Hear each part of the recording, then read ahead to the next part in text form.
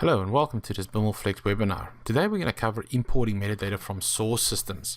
My name is Peter Avenant. I'm from Virgins, Australia, and my Twitter handle is @BimlDownUnder. What we're going to cover today is I'm going to give you a quick recap of what we've discussed in length in the first webinar, and then we're going to head straight into a tutorial and start importing some metadata. So in the first webinar, what we did is we went through and we showed a whole bunch of slides, and one of the slides was this one about the standardized development process. Now what we're going to cover today is we're going to grey out quite a bit of it, and we're just going to cover today connecting to a source system. We're going to connect to a SQL Server source system and a MySQL source system. From there, we're going to extract the metadata. And then using that metadata, we're going to build out a staging and a persistent staging or ODS layer if you choose to. So I'm going to show you a couple of settings there. I'm also going to be just making a couple of subtle changes to the source system and then re-importing metadata just to show you that what would happen in a real world scenario where your source systems doesn't stay static, where there are changes. They've added columns, they've changed data types, they've added columns in the wrong order or in a different order to what your metadata is, and then the settings that you would want to use to keep the metadata in the way you want to do it. And then also a couple of sort of model overrides where you can give it a couple of accelerators or helpers that will standardize your, standardize is probably not the right word, but that will conform your metadata going forward. So we're going to be covering a couple of tutorials. Today we're just going to cover the importing of the metadata. I'll give you details about the rest later. In the first webinar, I think I went through most of those. And yep, let's go straight over to a demo, and I'll show you how we can easily bring the metadata in from source using Biml Studio. So before we start going through the importing of the metadata, I'm just going to give you a quick overview of Biml Studio, in particular Biml Studio with BimlFlex.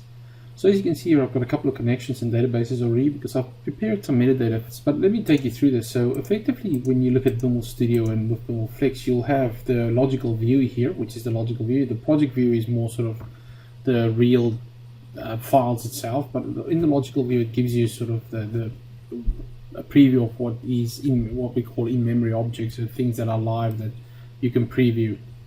And they're broken up by relational. In other words, those will be your database tables, your databases, your schemas, your connections. Integration service, which will be your projects, your packages, and analysis services, which we're not going to cover today, and metadata, which is effectively the main driving force behind BimlFlex. Inside of the metadata here, and again, one of the things I want to point out here is one of the differences between what we've done with BimlFlex and what other people have done is we're not trying to sort of hide what the code does. We believe that the value in the templates and how we built all of the metadata consumption is where the real true value lies. So if you look at this and you go view Biml here, you'll be able to see the code behind it. And we're not going to be hiding any of this stuff here for you. It's all obviously all read-only files there. So most of the files, as we go through it, I'll show you some of the preview code just so you can see that you can see the actual Biml output, so you can read it, debug it, and actually really effectively see what we are doing to the metadata to provide the assets for you. So as I said, that there is some metadata here. So when you get BimlFlex, effectively you'll get your model, your instance, and then you'll be interacting with a couple of files here, utility files here. You'll only have 3 files to start off with, and obviously you'll expand this with your extension points. So the first file is global settings. This is where you will just effectively set up your your global settings here, and I'll just show you what those are. So the first one is a customer UID, which is effectively a grid, and I've just created a bit of a hard-coded one here. What you can do is, if you are using BimlFlex, BimlFlex has been designed to be completely multi-tenant. What that means for you, if you're a single organization, you could effectively use different customer user IDs within your organization to run multiple projects effectively. So you could have a sales data warehouse, and you can have a marketing data warehouse, and you want to maybe logically separate those projects as 2 complete separate metadata instances. The next thing is just the server. So effectively dot obviously means local host, or this is the server that my laptop. The version BimlFlex is, again, you can have multiple versions of metadata, so you can be looking at developing version 1 of your data warehouse, taking that into the testing environment, and then cloning your metadata and saying, well, this is now version 1.1 or version 2, or however you want to do it. So you can effectively branch your metadata between versions.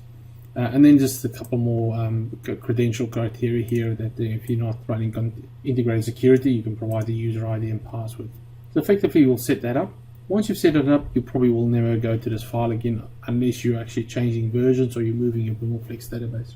The next file along is the import settings, and I'll show you the import settings along with the metadata that we want to import. So this section is all going to be about importing metadata, all of the settings that you can do to sort of interact with the metadata themselves.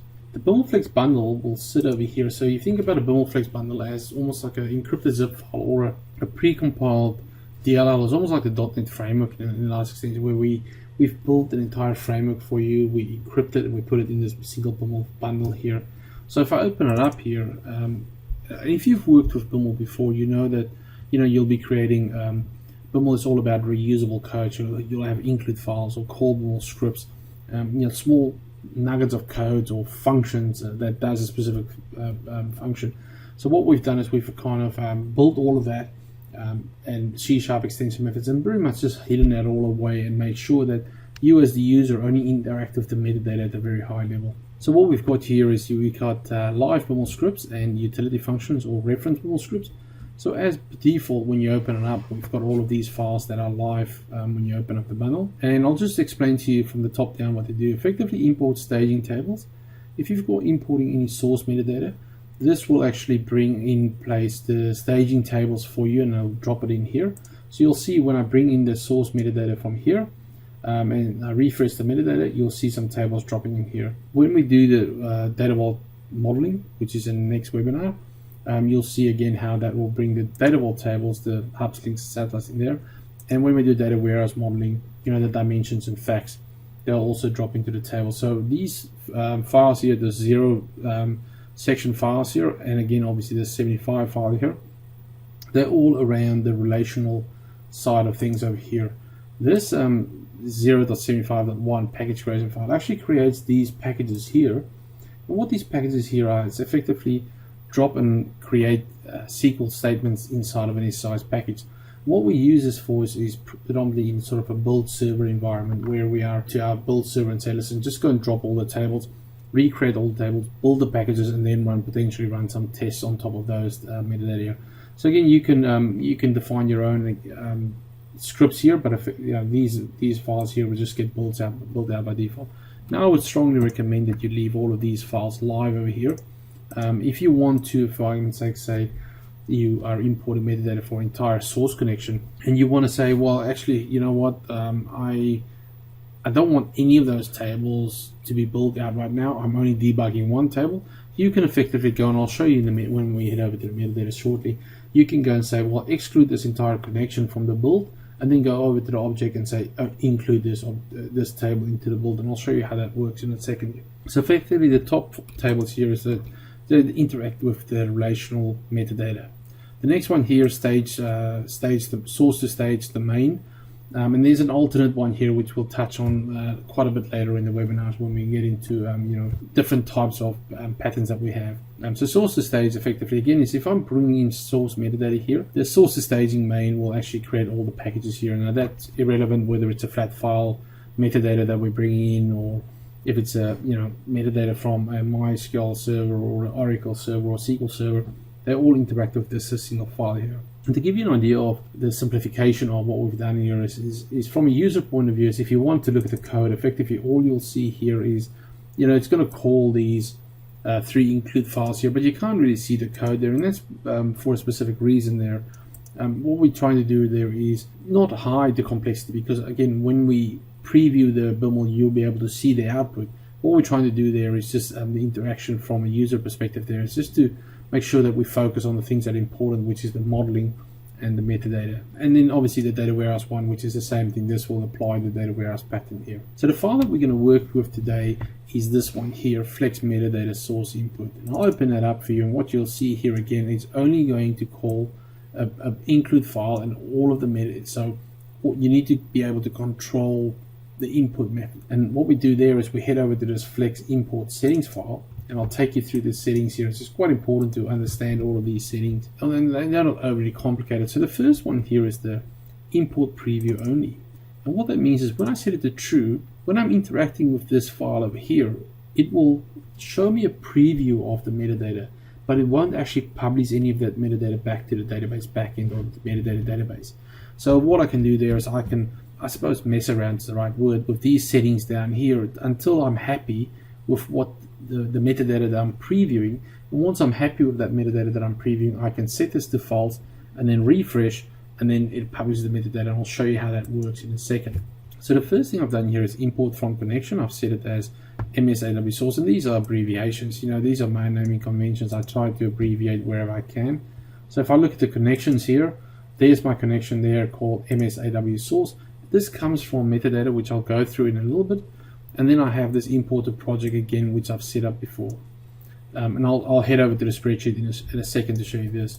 Then I've got import schemas here, and I've got you can define a list of schemas, a common delimited list of schemas, and a common delimited list of tables that you want to import. And I've just, because what I'm trying to do here is I'm just trying to show you this. You can import an entire database if you want, but if you leave this blank, so you can import all of the metadata for the database.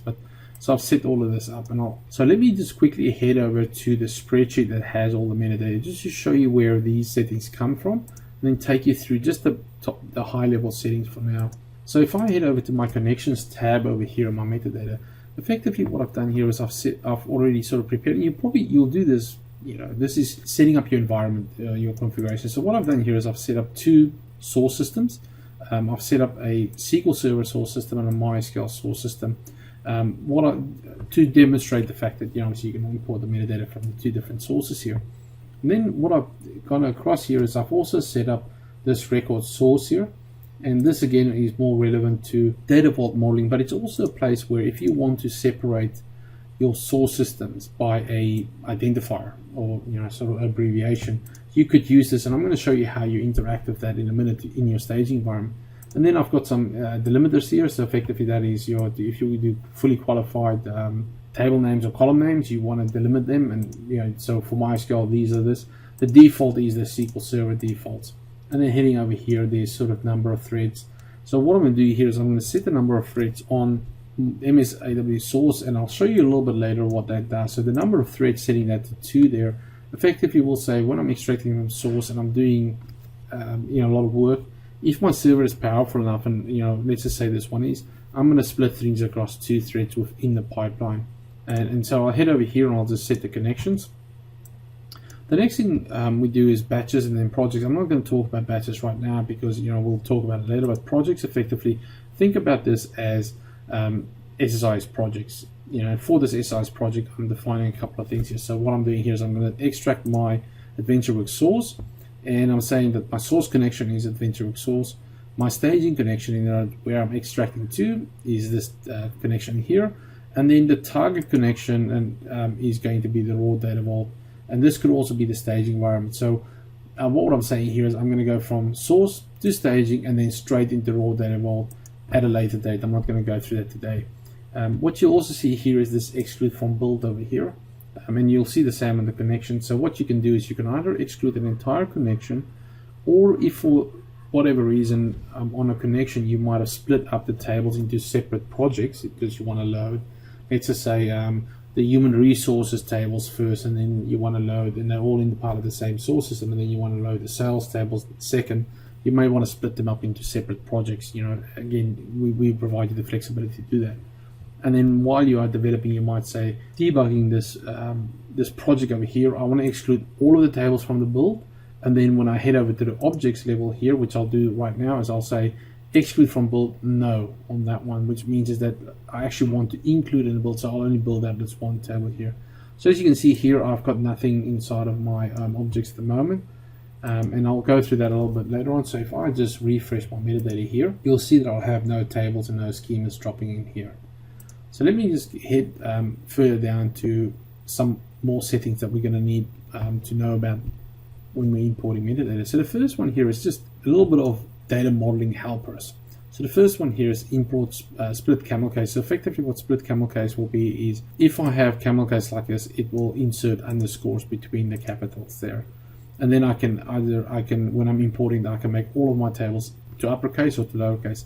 So just to demonstrate this for you, I'm going to go, when I'm importing my metadata, I'm going to split the camel case and put underscores in. I'm going to make everything lowercase. And effectively what this does is on the model override names, And again, this is really only relevant again when we do sort of use the DataVault accelerator. On the model override name, it will then say, well, the model name going into the DataVault, I actually want to give it the following name. And that's a place where you can, as a modeler, can go and override the default behavior of the naming conventions. The next ones we want to do here, and I'm going to demonstrate to you how we interact with this quite a little bit shortly, is retain existing. In actual fact is if I've already got metadata, whether I want to retain the existing metadata while I completely override it. So obviously we've got no metadata right now, so I've set this to false. Again, do I want to retain the data types? And I'll again demonstrate this to you shortly. I'll set that to false. Retain ordinal, in other words, the order of the columns. So if I'm adding columns, or my source system is adding columns, and I'm importing new metadata, do I want to keep my order that I currently have in my metadata, or do I want to bring everything from the source and just overwrite what I've got? And the same with foreign keys. You know, when you've imported your metadata, you might have gone in and fixed up or cleaned any relationships inside of your metadata, and then what you want to say is that I want to retain what I've built and what I've cleaned up, so only bring in new things but keep what I have. And then create business key, again I've set this to false. Effectively what we do there is let's set this to true, and I'll show you what this does. So what we do there is we create a surrogate business key effectively, and then the way our default behavior would be is that, you know, we would use the primary key, and if there is multiple primary keys, we will create a single concatenated key that will use the business key. The next thing here is unique for business import unique for business key. Effectively what this will do is if you have a unique constraint on a table. Now again, in the DataVault world, you know, it's all about trying to model the business key relationships rather than the primary key relationships. And to give you an example of this, let's just say you have a customer ID, and then you may have a customer code, something that the users, that the business referred to the customer, they refer to the customer as, let's say, a username. And instead of using the customer ID, which is the primary key, you would use the username, which is the business key, which is also unique. So what this will allow you to do is to say, set this to true, and then what it will do is it'll take the first business key, the first unique business key, and I'll say, I'm going to go and create this one as your business key. Now again, I'm not going to go through this in this presentation, but just trust me on that one. And then import pad to the nearest. This is effectively this business key here. It'll pad it to the nearest 20. You can make that 50. You can make that 100. Whatever value you want to make that. So here are my settings, and then I've got a couple of settings here which effectively says when I'm doing the import, do I want to include or exclude views? Do I want to exclude the primary keys? No, I want to include the primary keys, and then so forth. So I've got a couple of import settings here, and this is documented in the BimL documentation. And then I've got a couple of other import attributes here, which I'll describe in a later section. So without further ado, let me just save that up, and I'm going to go and on this file here, convert it to live BimL script, which will drop it in here. And now you'll see here under the table section, here is the files that I'll be importing. And at this stage here, you can interact with the files. You can go and say, well, actually, I want to view BimL Designer, and then it'll show you, here are the columns that you're importing, and here are the indexes that I'll be importing, so you can get a visual representation of that. You can also, if you are a BimL developer, you can also, on the actual BimL file, go and say, update preview. And what you'll then do is you'll actually see the BimL code that we will be creating. And as you can see here we've got those model override names where we're saying, oh, actually, I'm going to go and split the camel case of that value into this value here. That's what we're doing here. So again, what we're trying to do here is allow you the ability to go and see what we're doing underneath the bonnet. So it's effectively, yes, it's the engine is closed up, but you can actually view inside of it. So now I've gone and reviewed all of this code, and I'm happy with that. I want to publish that metadata. So I'll set this to false. I'll save it, and if I now right click here and say refresh, effectively what it will do is it will go and refresh the metadata, and it will take any settings that I've now added, refresh it, and publish this up to my metadata database. This is the message which basically effectively say, well, we've published the metadata. Take this out of live view because I'm done with that. We've done all the preview, and then go and refresh your instance, which will bring the metadata from the database back in. And as you can see here, it's gone and said, yep, here are the tables that I've brought in. There's my staging tables, there's my AdventureWorks there, and here are all my packages what I have now is I've gone from source into staging, and here are all my staging tables. Here are all the packages that I need for staging. And what you can see here is I've got this AW product category here. So what if for some reason, let's just say you have a source schema that is, let's say if you think about AdventureWorks, it's got human resources .account or human resource .person, and it might have sales .person, which means is that the name of the table isn't unique, and you want to actually use the source schema and bring it in here. So again, what we've done is inside of BimlFlex, we've got this configuration tab here, and what we've done here is we said, you know, we're going to try and give you as much configuration as we can, or as we've thought of so far. So we have a lot of, I suppose, what you would class as, I suppose, auditing columns here. So again, you know, if you are working on a DataVault, a DataMart, you'll have your start and end dates for your type 2s. We'll have our audit IDs, you know, row record source, and a couple of different things here, as you can see here. These values here again is completely configurable. The key is not, but you can rename the columns, the configuration values here. You can set the default separately over here. You can give it size expressions, and it'll all work out. This is covered in our training in great detail, because it kind of drives quite a bit of the framework. But here is another setting here, this append schema to staging, right? So I've set this to yes. I haven't published this yet, and append domain.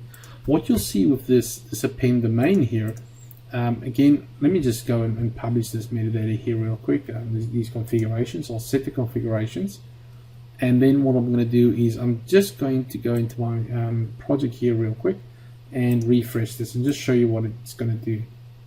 So as you can see here, it's taken my source schema and appended it to the table name. Again, from a modeling point of view, we just want to provide the data modeler with as many options as he possibly can to try and help with the modeling process. So that was this append schema to stage. I'm going to set this back to N, because you know, I actually, in this case, I don't want to use that.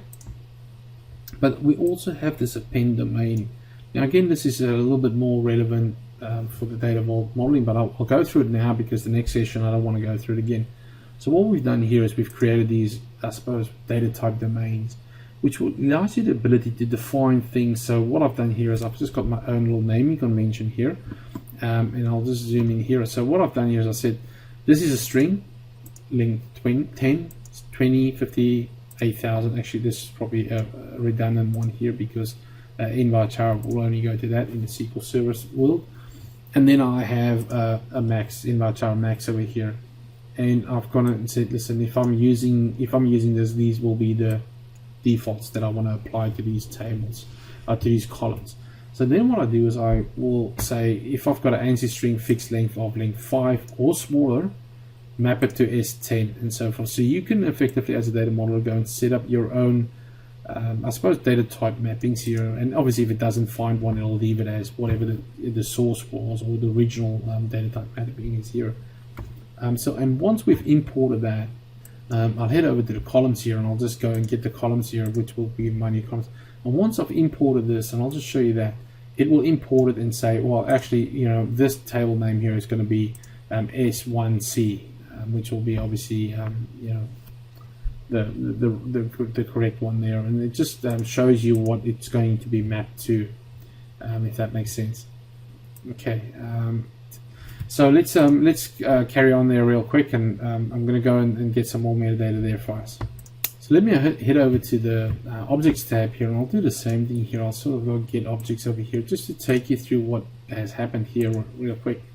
So effectively, I've imported these tables from source, and the only thing that's really relevant here right now is the model override name. So this is where we would have said, okay, split camel case. Now, again, this is quite important to understand the impact of this at the moment. If we are doing, again, if we're going to be doing some DataVault using the DataVault accelerator, any object that has the same model override name will be brought together into a single hub. So what I mean is that if I've got source system A and source system B, and in source system A I've got a table called product model, and I give it the model override name of product underscore model, And in source system B, I have, let's say, the object name of product underscore model underscore new. If I give it the the model override name of product underscore model, it'll create a single hub called hub underscore product model.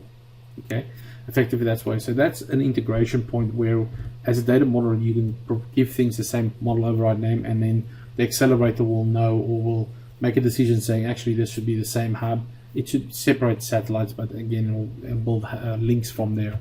So that's what the model override name is for. Again, we have this model object type also here. Again, what we do here is we've applied a pattern that says, looking at the primary keys and the foreign keys from these tables here, should I model this as, or should I be the accelerator? Should the accelerator see this as a hub, a link, or a satellite? Again, you can override this if the importing mechanism didn't get it right, because there might not be the metadata that it's looking for. There may not be foreign keys defined on your system that we are importing the metadata from. So that's the metadata there. So let's go and have a look at how you would, I suppose, get new metadata coming in. Okay, so now we've imported metadata. We're looking at the import settings here. I'm going to head down here to these guys over here, which is more relevant. So we already have metadata there, but what's going to happen now in your source system is a couple of different things. The first thing would be that people will be adding columns, they'll be adding tables, they'll be dropping columns and things like that. And obviously what you want to do there as a data modeler is you want to have some form of control over how that metadata is being imported back into your metadata model, and then how you work from there. So let's simulate some of these scenarios here. So I've got a very simple process here where I'm going to go to the product description, and I'm just going to add a column effectively, right? Hit back over to BimL Studio here, and we want to say retain existing. Yep, we want to retain what we've done. So we'll give this true. And do we want to retain the data types? Well, no, we want to just get the latest data types. We don't. We can override data types if we want. Well, actually, let's just retain that for now. It's going to be probably a little bit retain ordinal. Yep, we want to retain the order of the columns. Retain foreign keys? No, not really. Don't care about this. Create business keys. Well, we'll make this false because we've already imported the business keys, and that looks good. I've left this as false. So I'll save this down, and I'm not going to go through the process of going in here and converting this to live. So you can also just hit the update preview button here. And what that'll do is it'll do a preview and a publish, because it executes the same script. This is the same as executing the BimlFlex script.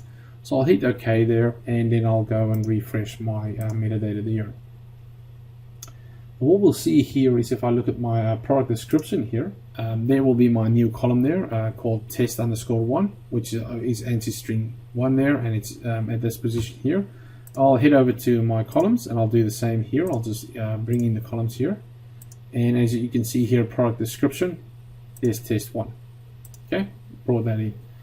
Now, in the real world, what will happen is there'll be more changes coming through. So what could possibly happen here is I'm going to go and drop, just to simulate things being, I suppose, in the wrong order. So I'll drop this column, and then I'll create column test2 and then test1. So I'll just effectively on my source system go and create the columns in different order. And just to demonstrate to you the fact here that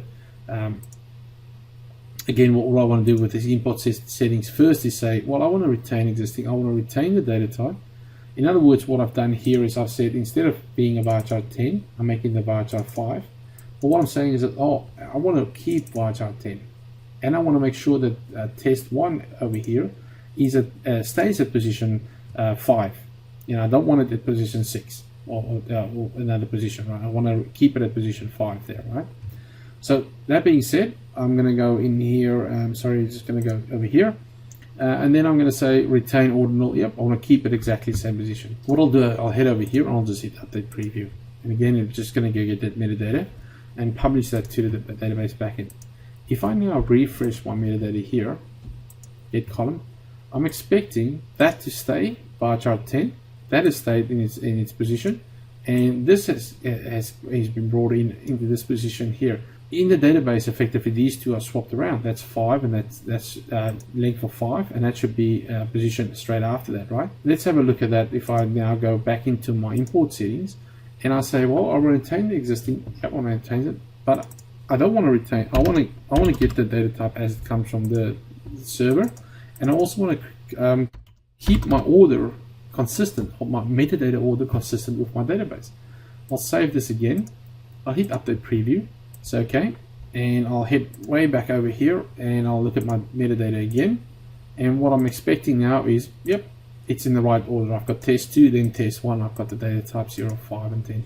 So hopefully what this will give you is just a bit of an overview of, you know, the metadata, importing the metadata with wherever we can. We've thought about the scenarios as a data modeler that you want to be able to, I suppose, interact with, and from there build these things out for you. So while we've got that going there, is we want to now go through a couple of different things here. So we want to obviously now build this out. Now what we've provided you is a couple of settings here effectively. The first one is, I'm just going to copy this over here. So at the moment, let me just head over to the projects here. If I build this project out right now, let me actually build this out and show you what it's going to do. So just let me build this out. So again, I've got just the staging tables, and I've just got you know, these packages over here that's going to go into this batch and part of this project. So let me build this out for you. Okay, so the build is completed. Let's go and have a look here. I'll go reload all. So I'll just look at you know, let's just look at the product package here, and what you'll see here, you'll see that it's got a data flow task here. And if I go into the data flow task here, the first thing you'll see here is, you see that it's got those multiple threads here. You know, balance distributed with thread 1 and 2. Remember, I set the threads on the connection, and it's just going into the destination here. Pretty simple, pretty straightforward. Okay, so now let me show you what will happen if I wanted to create, let's just say I want to create an ODS layer, or the persistent staging layer here. The only thing I really need to do is give it the persistent staging connection over here. That's all I need to do. I need to say, you know what, I want to persist my metadata here, and I'll just set the projects.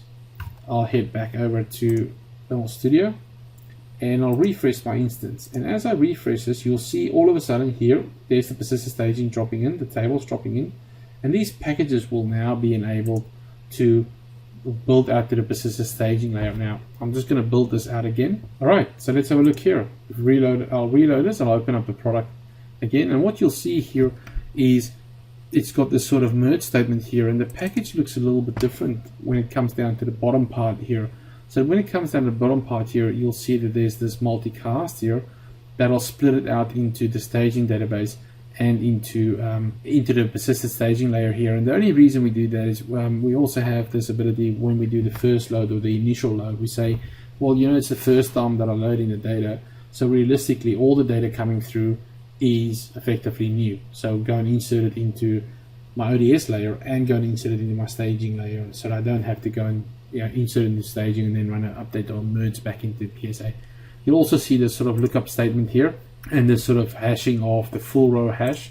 So what we do is we have a custom component that does a full row hash. And the reason we have that custom component is effectively because supporting any system. So even if we're doing flat files or Oracle or Teradata or SQL Server or MySQL, you know, we effectively didn't want to go and write hashing components for every one of those single source systems. And also we believe it better to try and contain as much of the processing on the SIS platform, because obviously as a BI team you have control of your SIS server, you may not have control over the resourcing on the source system. And then this hashing of the business key, again, I'll show you we have a variable again where you can switch this on and off. So if you're not doing DataVault and you don't want to hash business keys, there is a configuration setting where you just switch this off. And again, our configuration settings work at a global level, so you can say, well, I don't want to hash the business key for everything, and then you can actually go and say, oh, actually on this connection, all of the tables with this connection, I do want to hash the business key, or on this specific table I want to hash it or not hash it. So you can toggle the things that way. But effectively, after we then do this double hash, which effectively hashes all the bytes forward and then hash all the bytes back, both SHA1, giving you the smallest chance of having any hash collisions there. We then obviously look it up against the ODS. And again, these, as you've seen with our templates, you can override these SQL, so you can make this optimal with override statements there. But effectively, we're looking up from the ODS and saying, does this already exist? Yes, it does exist. In other words, I've loaded it before, ignore it. No, I haven't loaded it before, bring it through this way here, and then load it. And then last but not least, if it's not in initial load, go and merge the changes into the ODS. So that's what that does. Let's just say you want to have a persistent staging layer or an ODS layer, and you want to track changes. You want to actually have an audit in there or a change data capture in there. All you have to do again in BimlFlex is go to our connection section and say, on this connection, you know what, I want to persist my history in my ODS layer. That's all you need to do. I'll set the connections. I'll head back over to BimlFlex. I'll refresh this. All of these packages now will, again, in what you inside of the tables, there'll be additional columns there to track the history, like start and end dating and things like that. And then I'll just hit the build out again, and once the build is finished, I'll show you how it's changed it. All right, let me reload this again for us and just have a look at how that has changed the source to staging. And effectively, I'm not going to go into all of this, but effectively all it's done is added end dating here. And again, we haven't yet, but we are building in a configuration setting where you can actually toggle end dating off. So in some systems where you are running maybe a very powerful server, you may want to say, well, actually, I want to forego the option of actually running end dating. I just want to have the start date, and I'll do the end dating using the lead or the lag function or something like that, where I'll do the end dating, I suppose, in a more virtual environment or virtual results. In just that small amount of time, we've imported metadata from the source. We've built out a staging layer, and I didn't go through the step of actually just running the SQL code to create the tables. That's part of, I suppose, your continuous integration, which we'll cater for later. So I've gone from source into staging into ODS, and then I've created persistent staging for track history on it, all in as much time as we've gone there. Now, at this point in the real world, it's never going to be that quick and that easy. Now, what I want to make sure you understand at this point here, from a modeling point of view, we've built all the code that does all of this stuff for you. Right? It's going to go and do all the change tracking. It's going to do all of that stuff. And again, if you've watched the first session, you'll know that what we've done there is we've made sure that we have provided you with placeholders throughout the framework where you can go and override our default behavior if it doesn't fit your needs. You can see that the plumbing, the code is being generated for you. We've been running these frameworks now for a long time, and they just work. What you'll also hopefully see is that from a data modeler point of view is that the modeling becomes the key focus for your project. So no longer is your project dependent on an army, depending on how big your project is, an army of ETL developers that potentially are doing things slightly differently. The quality of the project is directly related to the quality of your data model and the quality of your data modeler. That is what we were trying to put the focus back on, is that you get a good architect, you get a good data modeler, and hopefully your ETL developers will focus on your extension points where they can say, with this custom, they focus on the business logic. You want to make sure that that's where you put most of your emphasis. I'll talk through some of the other settings that's in there. I'm not going to demonstrate them. What we have over here, and again, I'll show this when we do the DataMart stuff, is down the bottom here is you've got these kind of import target connection. What these do effectively is, again, this is just DataMart accelerators. So we've covered quite a lot about the we talked about the DataVault acceleration, which we'll do in the next webinar. But the DataMart accelerator, now this is not really, it's a form of acceleration. Now, one of the patterns out there that I use, and I've seen it sort of described quite regularly as a best practice. Now, practices out there is that you go from source into staging, and then on your staging layer, where quite often you only have changes, right? If you have CDC enabled, you probably only have the data that got changed. People apply some business logic, not all of it, but they do apply business logic on the in views in the staging layer. You can also, obviously, with BimlFlex, it does allow you the ability to create a complete extension point that has override SQL. So I'll look at the extension point here. So you could effectively go and create a complete override SQL. So you can actually put an entire select statement inside of this override SQL that will go into your OLADB source or your source, whichever source you are connected to. The best practice quite often is to create a view, put that in your staging layer, and then use that as your source for your data mart. It's also a best practice, or this is my best practice, or the way that I do it, is that view then becomes, sorry, it's going to go to the right place.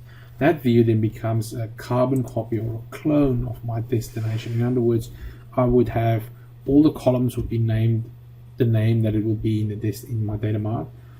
So I would have set everything up so effectively that view, without probably the identity column, is a clone, a carbon copy of my destination. Now I may have some additional attributes that I'll be deriving through the pipeline, but effectively I want to take that view and say, use the metadata of that view and create that as a source. So in my staging layer, I want to create that and say, this is the source, and my target, use this metadata to go and simulate or clone a target for me. So effectively, we would put in the bit over here and maybe list the views that you want.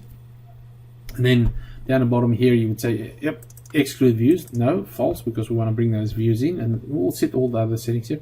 And then we'll have this sort of target connection. So we're saying, well, these views that I'm importing, I want to go and put them into a target connection, which will be my DataMart connection that I've defined inside of my metadata model. The target project, which will be my loading of my dimensions. The schema, do I want to load it into a DBO schema, or do I want to load it into a DIM schema or a fact schema? And do I want to suffix my my target? In other words, whatever the view name is, use the view name and then give it a suffix in the front saying, hey, that's what it is. And then do I want to add an identity column? Yes, by default I want to go and kind of insert an identity column as the first column in the column. So again, once we go through the DataMart, I'll show you how we do that. We create a view, we'll set this import meeting, and effectively once we hit the preview button, it'll come in here, and what it'll do is it'll bring in all the sources over here, and it will pre-populate all of my target tables over here. Effectively, that's what it'll do. But all of the other metadata elements, the fact, how did it hook up these SSIS expressions? What do they mean? And here are the reference columns that was imported from foreign keys. If they didn't exist, you can go in here and then obviously go and define them. And there's a lot of other attributes. Again, we covered this more in the training, but this should give you a great overview of the ability of just pointing BimlFlex to a source system and just importing the metadata from there. And the reason we're also obviously using BimlFlex for that, or Biml Studio for that, is because all of the data providers have been written. So if I'm importing from Teradata, it brings that metadata from Teradata into a Biml format, and we can then interpret that and publish that to our metadata database. So that's the reason why we don't have to go and write queries to extract the metadata from these various different source systems. That has already been done for us by our developers in Biml Studio. So hopefully, as I said, that should give you a great overview of importing metadata into BimlFlex and using that forward. Well, great. That should give you a good overview of the abilities to import metadata from source. I just want to, again, reiterate the fact that, this is just showing you how you can easily bring things in. We've spent a lot of our time getting the source metadata from the source system, and what I mean spend a lot of time is actually spending a lot of time in analyzing the source metadata and then modeling that into the targets.